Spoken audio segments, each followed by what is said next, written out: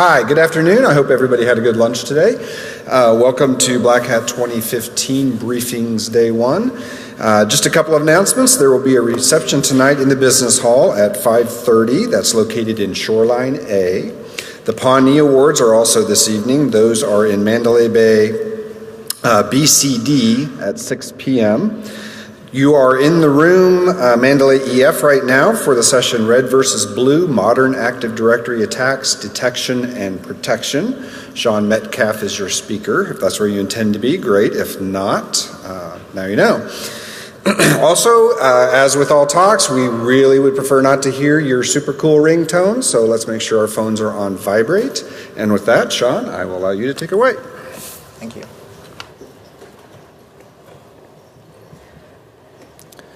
Oops. Good afternoon. I'm Sean Metcalf, and this is Red versus Blue, Modern Active Directory Attacks, Detection and Prevention. It's a long title, but effectively we're going to talk about Active Directory attack and defense. I'm the CTO of Dan Solutions, which is a Microsoft solutions provider, engineering and security solutions. So I go into customers and talk to them about how they can secure their Microsoft enterprise, specifically Active Directory, and I do a lot of security research surrounding Active Directory, and I post that oftentimes to adsecurity.org.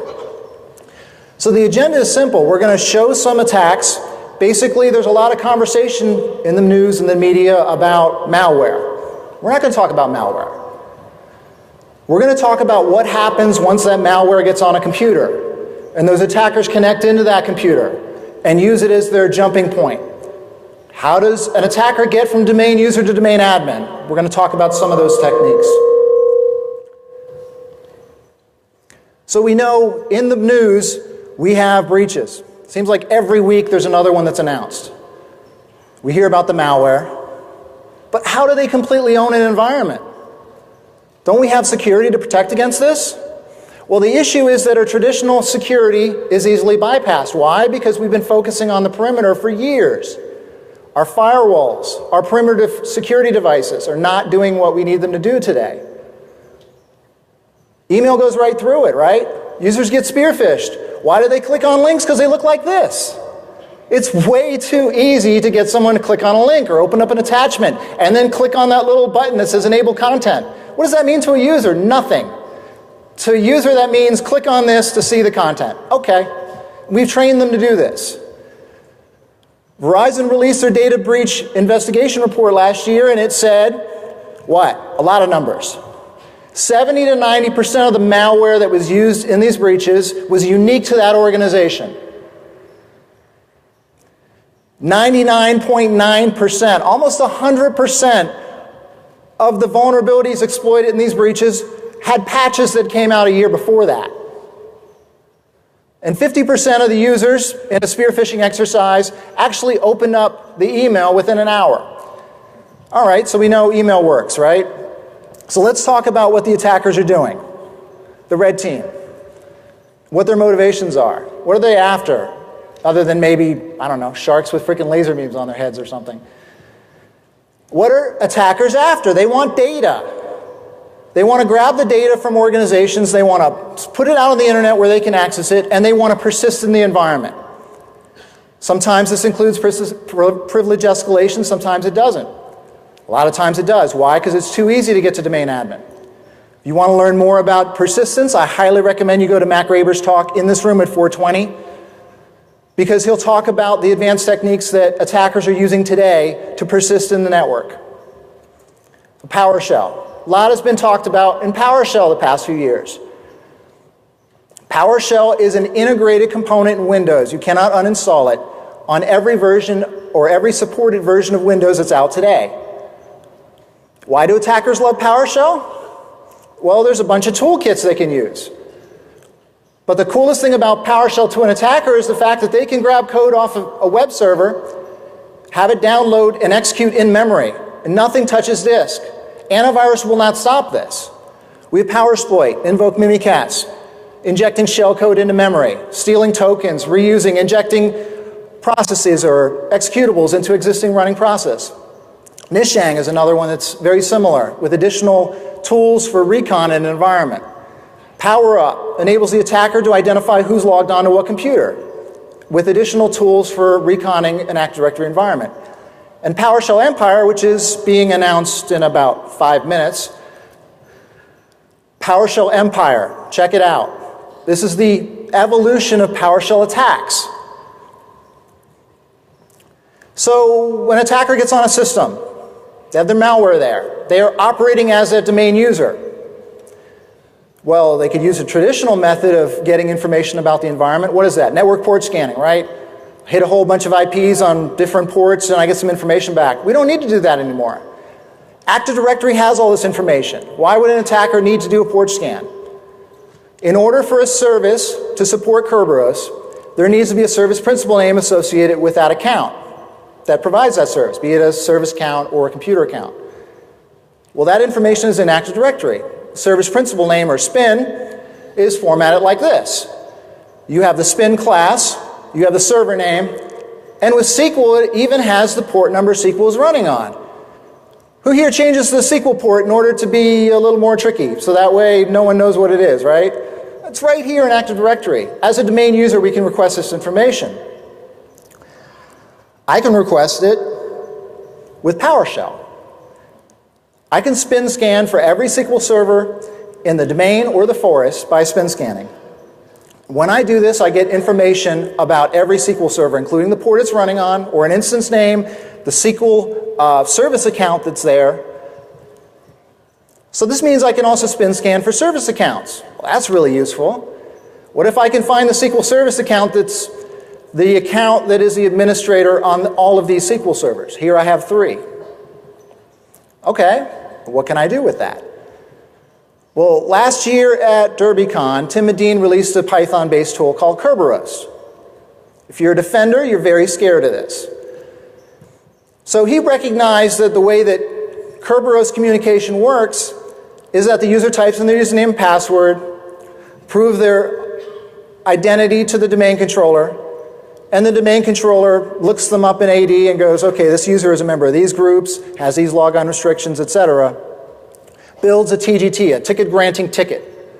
It's effectively the authentication ticket. It proves that user is that user to Active Directory, to the domain controller. So that TGT is delivered to the user turns around and gives it back to the domain controller.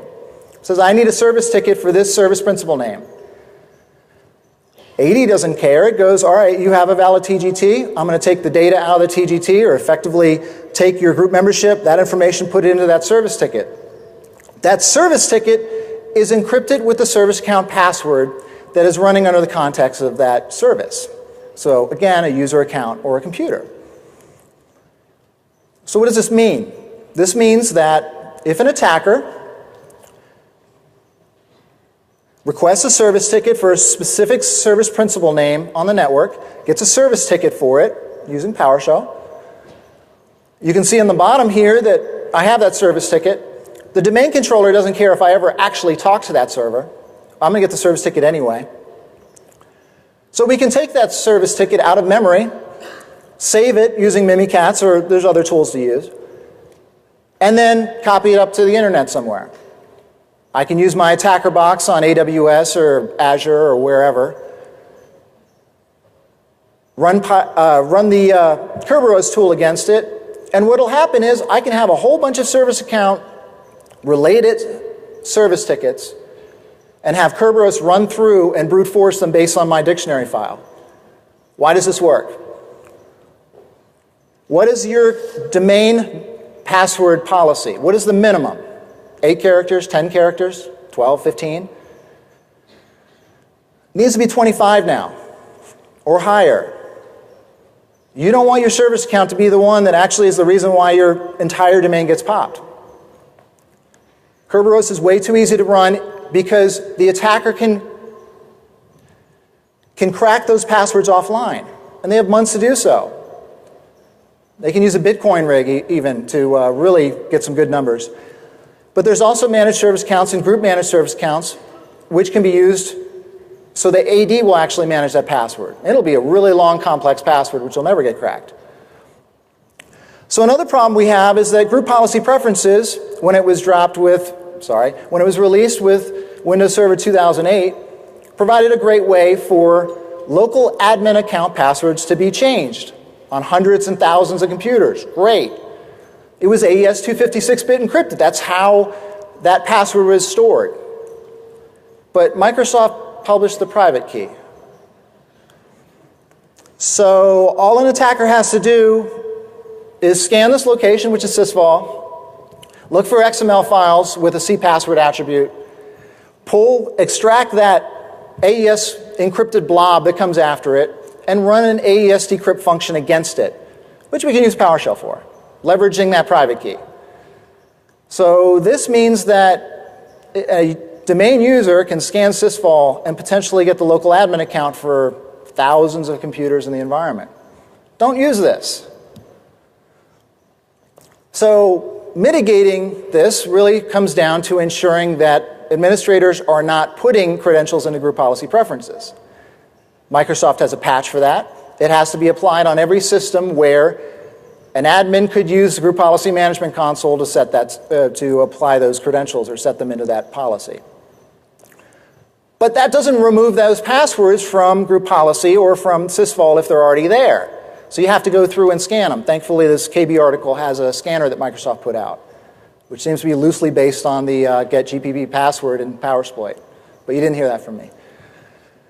So how do we detect this? Well, the easiest way is to create an XML file, drop it into sysvol, which has some data and it doesn't really matter, but you set everyone deny access. And then you set auditing on it. And that way, when someone's scanning through sysvol, you get an alert, you get an event on your DC that you can trigger off of. So the other issue is when every computer account or local account in a domain or across a lot of computers has the same account name and password, specifically administrator accounts. Because Windows is very nice about these things. When there's a computer account over here, a computer over here, and a computer over here, they have the same local admin account name and password, it works across the network. So the whole local thing is a bit of a misnomer. So how do you protect that? Well, two different parts. One, you have to make sure that your local admin account passwords are randomized. You want to make sure that they're unique across all your computers in your enterprise, because obviously compromising one computer enables an attacker to compromise others. The second part is you can install the KB2871997 patch, which is effectively a security backport from Windows 2012 R2 and Windows 8.1, and it adds some local SIDs to the computers. These local SIDs say this is a local user on this computer, and you can create a group policy that prevents the local SIDs from logging in across the network to another computer. So I'm pretty sure everyone here is familiar with Mimikatz, right? I call it the credential multi-tool. Because it can dump all the credentials, including Kerberos tickets, reuse them, generate golden tickets, silver tickets, forged tickets, whatever you want. And based on the access, you can get all of them or the current users. So this is what it looks like. On the left, you have an admin, Han Solo, who's a great server admin. He's logged on to this server. The server's been compromised, which means that now his account is compromised. On the right side, we all have service accounts, right? We all have services that run across a large number of computers. We have that because we have vendors that say, here's this product, it does all this great stuff for you. Fantastic.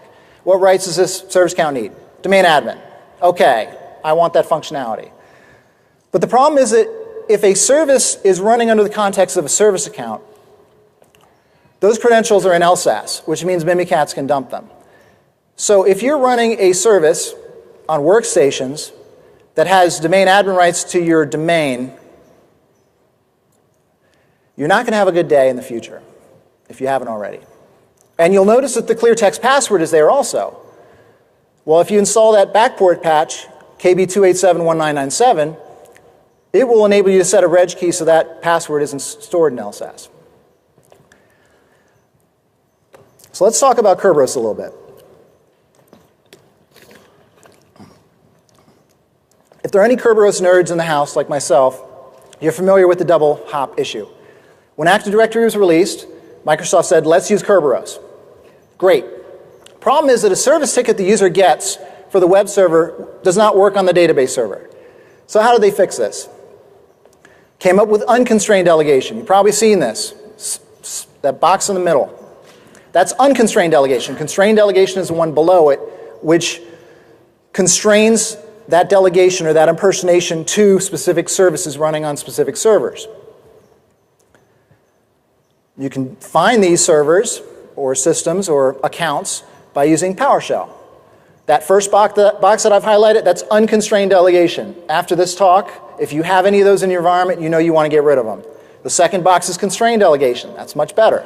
Why is unconstrained delegation so bad? Well, let's go back to the Kerberos diagram.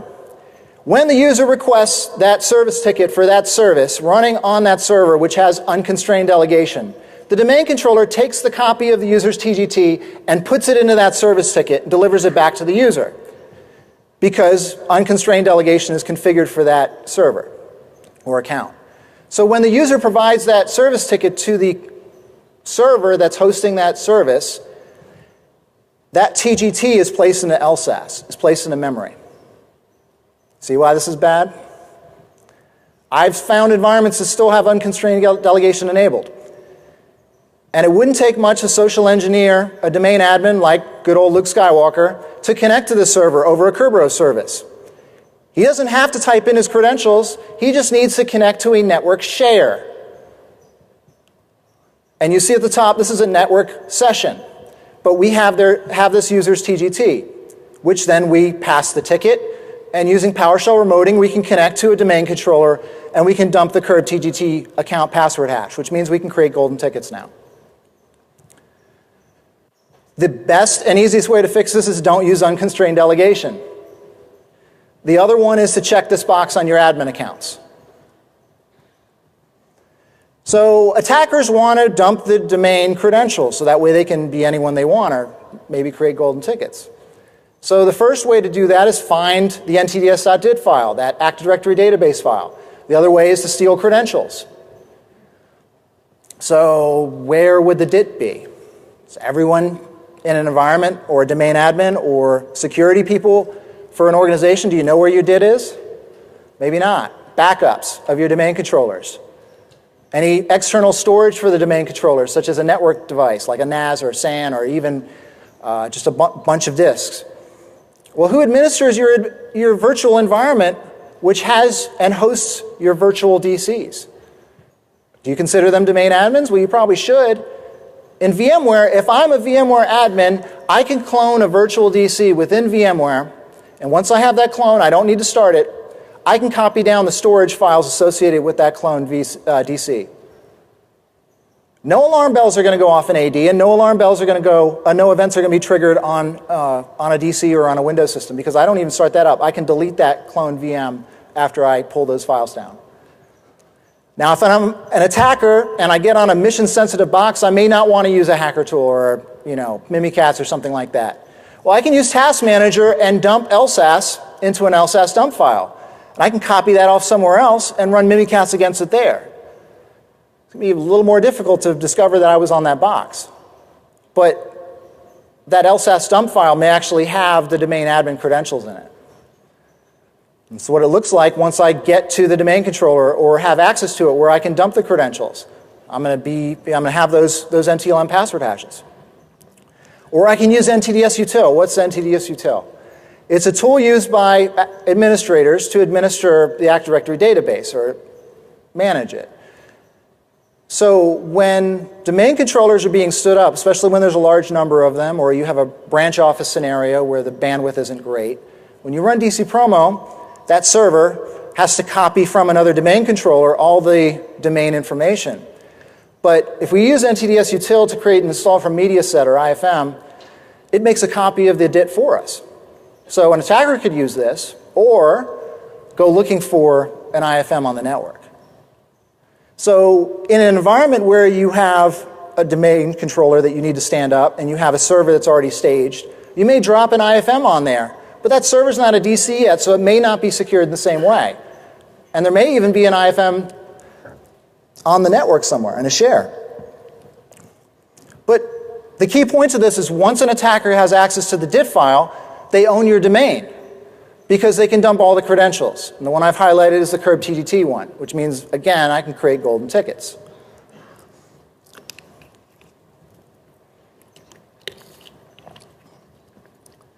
Well, what can I do with NTLM hashes? I can pass the hash, but there's some detection for that. But last year on the stage, Benjamin Delpy and Skip Duckwall in their Golden Ticket talk talked about overpass the hash.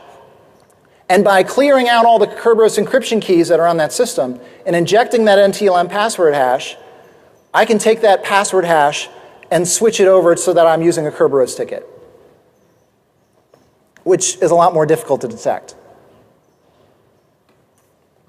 Just Sunday, Benjamin Delpy released DC Sync, which is part of his Kekio suite. What is this? A lot of people were confused. Some people got it right away. He describes it as such. Hey, I'm a DC. Send me the password hashes for these accounts. And the DC does it using standard official APIs that Microsoft has published. You have to be a domain admin to do it, but this is going to be the next method of how people are pulling hashes, password hashes, which includes the old passwords for accounts, which could be interesting for a variety of reasons. Yeah, I agree with Brad Pitt. That's kind of an issue. So how do you detect this? It's very difficult. There's a lot of different methods. Ultimately, it comes down to protecting your DC storage, the DIT file, any DC backups, protecting the credentials, and ultimately separating your domain admins or your admin accounts on the network from the other systems. So last year in November, Microsoft released an out-of-band patch for Kerberos because the domain controllers weren't properly validating the PAC. PAC is the Privilege Attribute Certificate, which stores the group membership information within the Kerberos ticket. Kind of important. So Gavin Millard of Tenable tweeted about this, what I thought was the best example of how this works, and I've been explaining this to executives using this exact analogy. You have a boarding pass, you get on the plane, but before you get on the plane, you take a Sharpie and write pilot. You hand it to the flight attendant. And as you get on the plane, you're escorted into the cockpit, and then you're asked if you want coffee before you take off, Captain. So this enables the rewriting of a ticket effectively from domain user to domain admin in about 5 minutes. PyKek came out 2 weeks after the patch was released. Python script in order to exploit this vulnerability. The way it works is it requests a TGT with no PAC. Once it gets that, it creates a forged PAC signed with the user's password data. Then it's sent back, that TGT and that forged PAC is sent as an authenticator. The DC looks at it and goes, oh, okay, so you're requesting a service ticket with no PAC, and you have a TGT with no PAC, but you have an authenticator. You know what? I'm just going to take this authenticator, put it into a new TGT. That's the PAC. There you go. Golden ticket accomplished. Benjamin Delpy updated this earlier this year as part of his Kekio suite, where it actually scans for vulnerable DCs. Once it finds it, it exploits it. And then it does one more thing at the end where it actually requests a delegation ticket. So now that exploit ticket works against any DC, not just unpatched ones. So yeah, user to admin in 5 minutes. So the response to this is going to be simple. Make sure that your server images, your server builds, are patched with this patch. That way, when you're standing up a new DC, you can be fairly certain that the patch is already there. Or preferably run this anyway before you run DC promo. It should be part of your steps, your QA process. Because if you stand up a new DC that's not patched against this, 5 minutes to domain admins. So a lot has been talked about with golden tickets. I'm not going to add to that, except to say that this step in the Kerberos process is missing with golden tickets. And the attacker has to have dumped the KERB-TGT account password hash in order to be able to create them.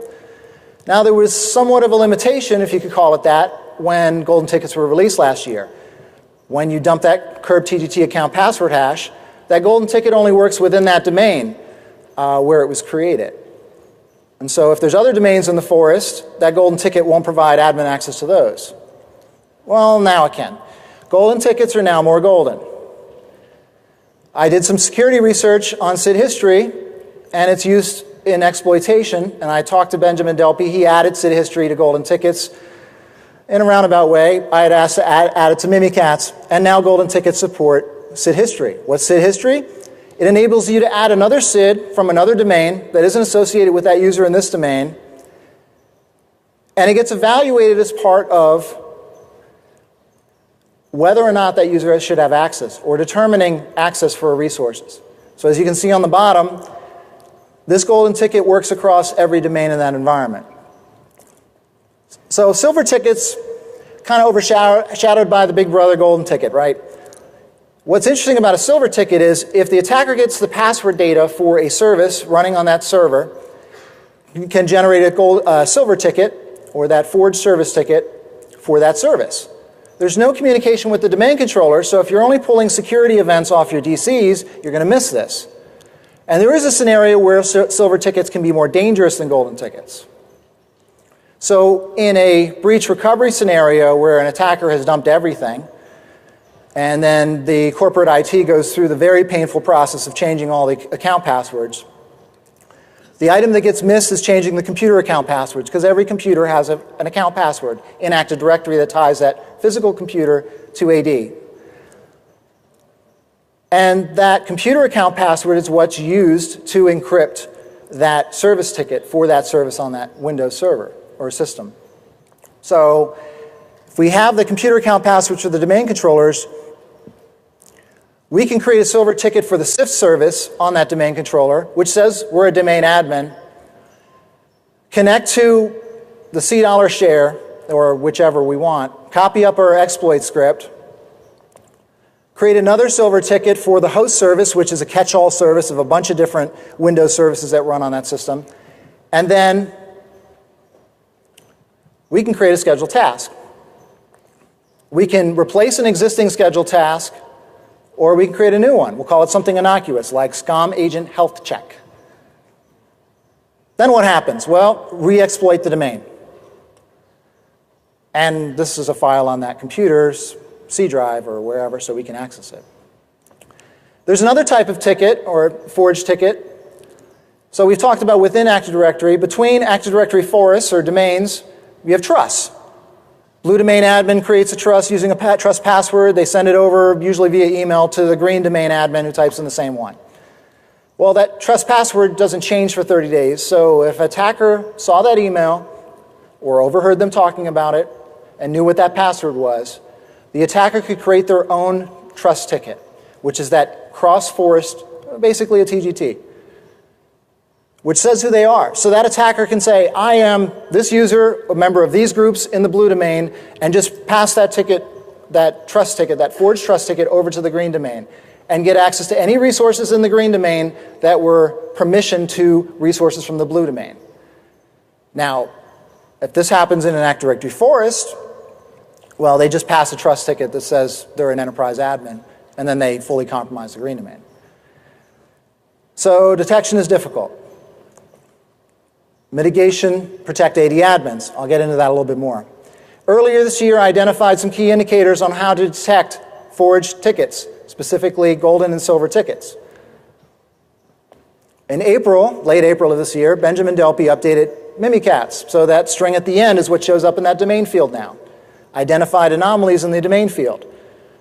That still may work, but I suspect the attackers have gotten better. Those are the events at the bottom. So I know defense often feels like 300 versus 300,000. But there are some ways to help protect your environment. When we're talking about PowerShell attacks and how to detect them, it starts with logging. PowerShell version 3 and newer supports something called module logging, which you can enable via group policy. So that way, any command that's executed in PowerShell is logged to the PowerShell event log. You can pull that back into your SIM tool. You definitely want to look for some of these activities because they are very interesting.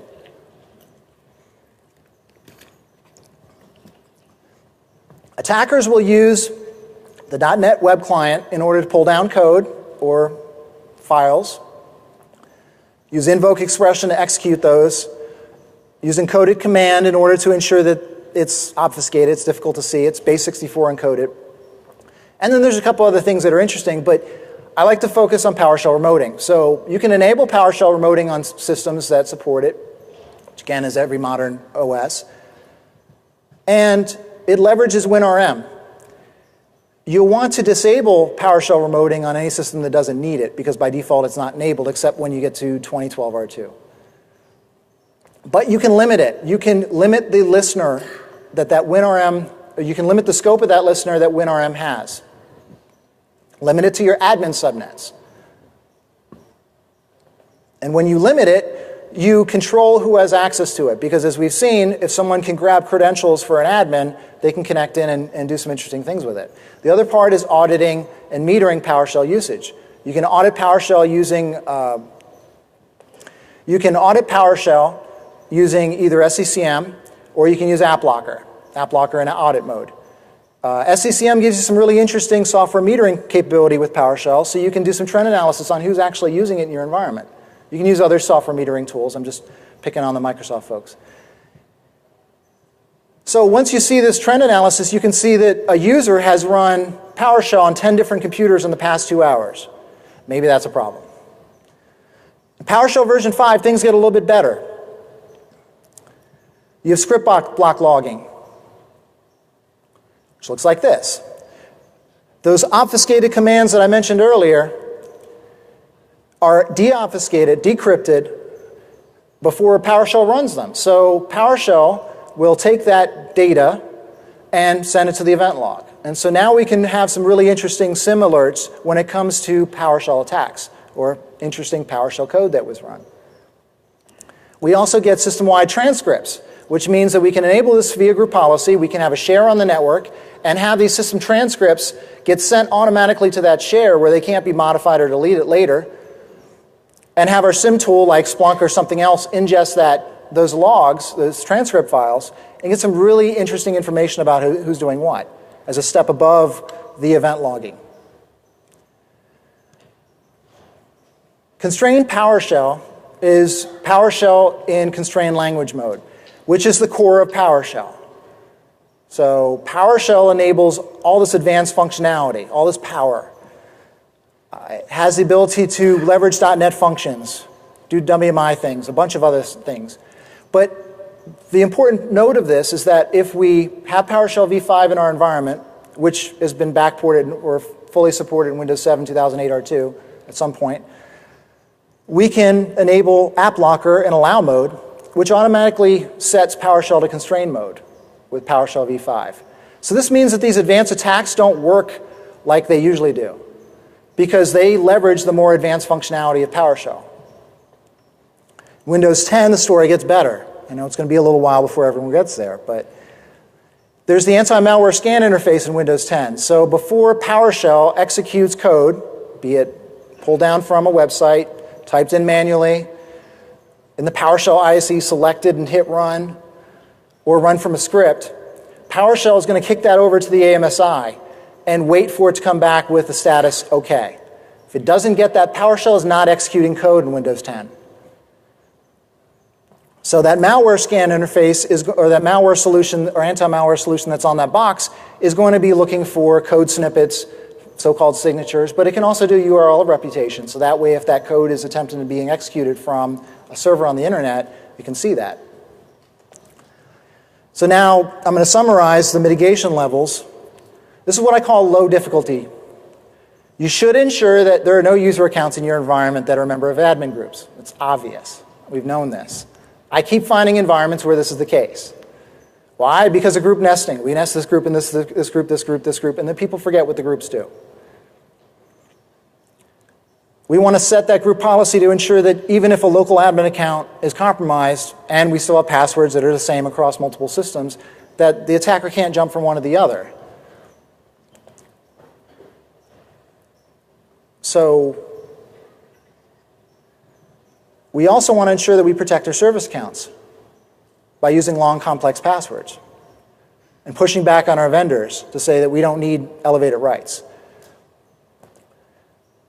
Last year, there were a couple patches that were released that improved RDP. So historically, RDP, you would connect in, you would type in your explicit credentials into that RDP box. They'd be sent over to that server that you're connecting to, and they'd be placed in LSASS, so they'd be in memory there, which could be stolen.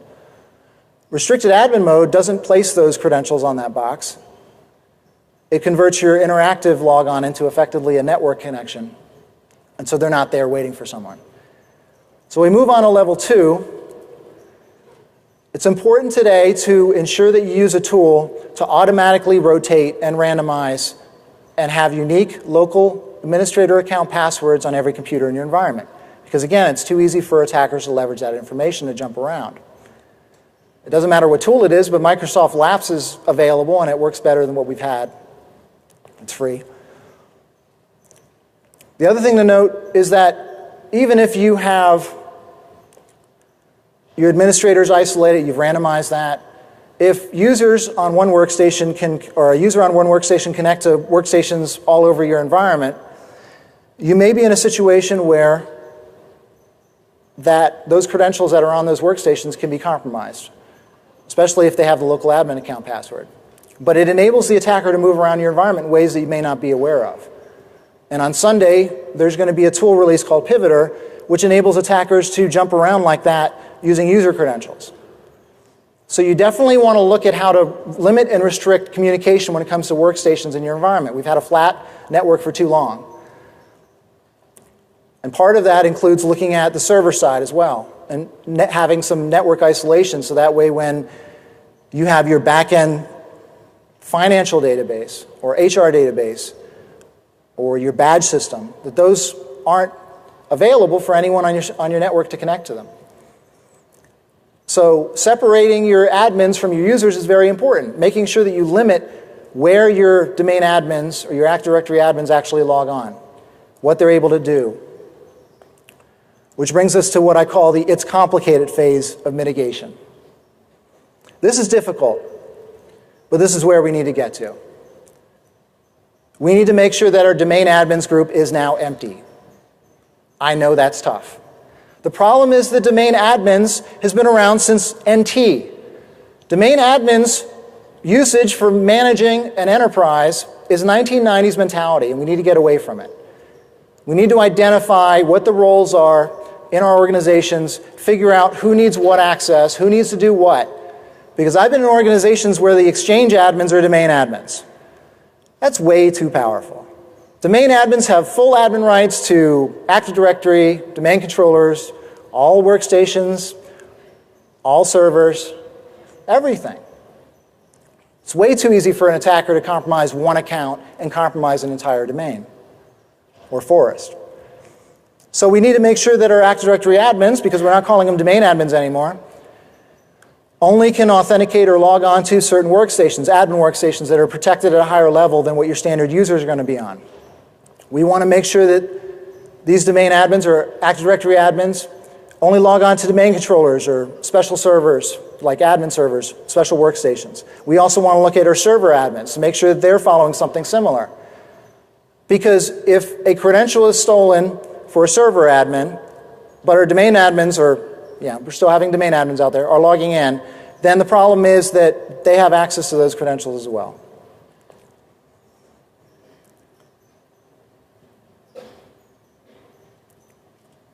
So in Windows 10, there's some new architecture to prevent against credential theft. This slide is actually out of date now as of this morning. I went to the Microsoft briefing and saw that all the stuff that I had based this slide on pretty much has changed from May, which is when I put this together. But the architecture is effectively the same. What was your traditional Windows OS is now the high-level OS in a blue box. And there's a new green box. These both run on a hypervisor by default. Well, not exactly by default. The information is coming out from Microsoft soon. But the important thing to note here is that LSASS is not going to store those credential secrets anymore. They're going to be over in the green box, referred to as the IUM or VSM. I heard recently that we have secure world versus normal world. There's some new terms like CredGuard to protect the credentials. But the important thing to take away from this slide is that the secrets that have been historically stolen and taken and reused in passive credential scenarios are not in LSASS anymore, are not in the traditional OS, which means that even if the kernel is compromised in that blue box, those credentials are not available for the attacker to reuse. So with more sophisticated attacks, we need better detection. To this end, Microsoft bought a company called Aorato last year. They've incorporated the product and technology into a new product that Microsoft has releasing this month called Microsoft Advanced Threat Analytics. I don't work for Microsoft, but I'm excited about this because this is where we need to go. This will provide some useful visibility in our enterprises. Now, if you work for a very large enterprise and you have an enterprise client license or a CAL and you have software assurance, this may be included in that. So you want to ask your Microsoft rep. But effectively, it works very differently than how Microsoft has traditionally focused on security and looking at events. ATA works with an ATA sensor called the gateway that taps into a network switch or switches that fronts your domain controllers. And it watches the authentication traffic between the domain controllers and the clients. It takes that interesting traffic and sends it over to the ATA center, which then crunches those numbers and figures out that these users, or this specific user, logs on to this computer or these computers and these resources. And it builds a user behavior profile for every individual user in the environment. But it does this without looking at or parsing any event logs, and it does it without installing a client application or code on all your systems, because it's looking at the authentication traffic. So that means that it can also detect recon activities and the attacks that are very difficult to detect when you're just looking at event logs. And the detection at the bottom, those are very difficult to detect in event logs. So let's see what this looks like. This is the base console. So you see identity theft based on abnormal behavior. This user who's typically logged on to a couple different computers is logged on to several more than that, has attempted to access or has requested access to a number of resources that have never been seen before. This is your standard behavioral analysis. ATA adds to that and looks at deterministic components as well, kind of the essence of what an attack looks like, what's known bad. And so if you dig into this, you can see the additional information about what is behind this flag, this alert. ATA will only flag on the bad things, the known bad things. So I'm very excited about this. Credential theft. Pass the hash. How do we detect pass the hash now? Event logs, right? Maybe we identify some suspicious activity over here. What about pass the ticket? Ooh, that's tough. Not really sure how exactly we find that in event logs other than doing some correlation that this user logged on here and now they're over here. Overpass the hash, which I mentioned earlier, taking that NTLM password hash and converting it into Kerberos tickets, that's really tough. And the MS-14068 exploit, that forged pack, ATA sees that as well, in addition to the golden ticket. And skeleton key. So skeleton key was announced earlier this year by Dell SecureWorks. It was in-memory malware that was discovered on a domain controller or domain controllers in an organization where it was patching LSAS. What was really interesting about this is it patched LSAS in a way that there was a master password for every user in the enterprise. So everyone here is in an enterprise. If I patch that DC with skeleton key and I know the master password, I can log in as any of you. And you still continue logging in like normal because your password still works. We can detect that. So I have a few additional mitigations, which are more general. Some of these are obvious, but blocking internet access to systems that don't require it seems pretty obvious. Ensuring that computer account passwords get changed when there's a breach recovery scenario. Changing the CERB TGT account password on a regular basis, and especially when an Active Directory admin leaves, or if you suspect that a backup was compromised. The CERB TGT account, as mentioned before with golden tickets, stores two passwords, the current and the previous one. So that means that a backup from 4 years ago could still have a valid CERB TGT account password in it. And you want to model your defenses against what the real threats are, what adversaries are actually doing out in the world. So in summary, at some point, there will be bad code running on a system in your network. What happens, what they're able to do, how they're able to escalate, how they're able to move around, what data they're able to access is entirely dependent on your defensive posture. How well you've implemented the mitigations, how well you have identified, we're going to protect these credentials because they're important. But it is possible to secure your environment. That's been my time. Thank you so much for yours.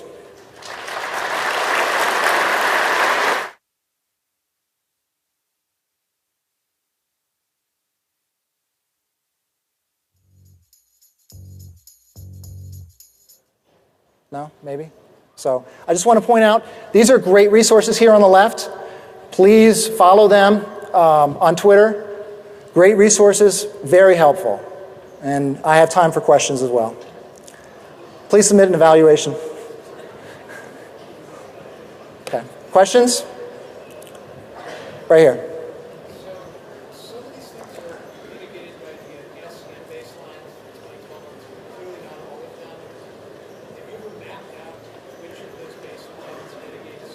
Okay. So the question is, in the newer versions of Microsoft Windows and Windows Server, there are mitigating security enhancements that mitigate or implement some of these things I've talked about. I haven't mapped those out, but certainly running newer OSs is generally better than older ones, which is why getting XP in 2003 is highly recommended in the environment. But yeah, I'd be interested. Thanks for the suggestion. I think I might look at that. Any other questions? Right over here. SID filtering for the trust exploit. That is a good question. So SID filtering will mitigate against SID history on that trust ticket if it's being used, but if it's not, it won't filter it out because it's looking at the SID history attribute. And in an Active Directory domain, when you have, or Active Directory forest, when you have multiple domains, you're not going to have SID filtering between those. So unfortunately, that's not going to help. But I highly recommend you use SID filtering on external trusts and also look at selective authentication, because that helps as well. Questions? Yes? Have you dealt with the domain backup key yet that's stored on the DC as a secret? The domain backup key, have I dealt with it yet? No, honestly, I haven't delved into that yet. It's actually protected by the sys key, stored as a special secret in the AD. Mm-hmm. And once you have it, all the users' decryption keys are being escrowed with that particular key. It's a public key. That's right. Public-private key. Right. So basically the conversation is surrounding the fact that whenever users are encrypting data on their system using DPAPI, there's effectively a recovery key or escrow key that's stored in Active Directory that's protected by the domain master backup key that this gentleman is referring to. And once you have access to that, you can decrypt all the user's data. It's a very good point. I haven't looked into that just yet because I've been busy with this stuff, but that's on my list. Yeah, the AD doesn't release it because it's one of its intrinsic secrets. Mm-hmm. And on the NTDS.bit, it's actually protected with the sys key. Yeah, it is. You're right. It is protected with the sys key. I didn't cover that due to time. So you get the NTDS.dit, you get the sys key or that other file. It's stored in the registry. You grab those, then yes, you can decrypt the NTDS.dit. So one way to also harden it is if you have another sys key mechanism on your primary PC that cannot be easily slurped out. Absolutely. So if you have an additional syskey method, such as a USB drive, floppy drive was historically what was used to ensure that the DC wouldn't decrypt its data without that additional method mechanism. Absolutely. I have 2.5 more minutes for questions. Any other questions? If there are no other questions, GPacking is in here at 3 o'clock, so you may want to hold your seat. Thank you very much. I appreciate your time.